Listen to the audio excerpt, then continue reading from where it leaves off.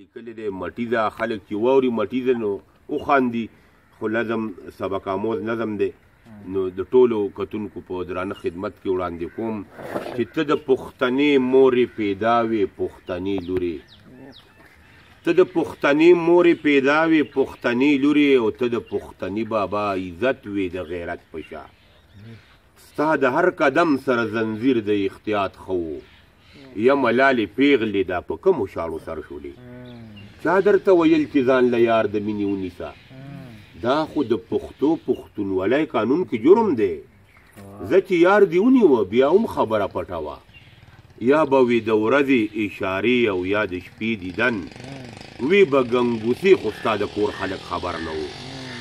سترګې یې په کلي د پښتو کې غړولی شوې مور دې د نکریزو رنګ ویښتو له ورکولی شو پلار دې په پیرای کې شمله جګه ګرځولی شوه رونو دې کاږه واږه ګامونه اغوستلی شو خویندو دې همزولو سره ټوکې وچتې کړلی شوې خو پیغلې چې یاري کوي نو سمه جواري کوي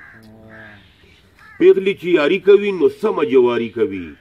دا او کې د اوس د خاندان عزت و موبایلي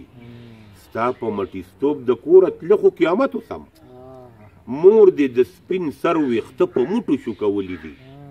پلار له دې د مخ ګونجو کې اوښ کوکوتې جوړې کړې رونه دې د کوره بهر تلې نشي په ستر شو خویندې دې هم غلي غلي ګرځي لکه تورې وي تا خو لکه واړه خاندان د خاورو لاندې کو نو راته ووایه چې ستا انجام به څنګه وي دا د پښتنو وطن دی چېرته پټېدلی شي یا خو به سر وخورې او د خپل یار سره به خاورې شي یا که مو نیټه نه وي پوره او ژوندي پاتې شوی نو دغه ستا خاوند چې سموده مخکې د یارو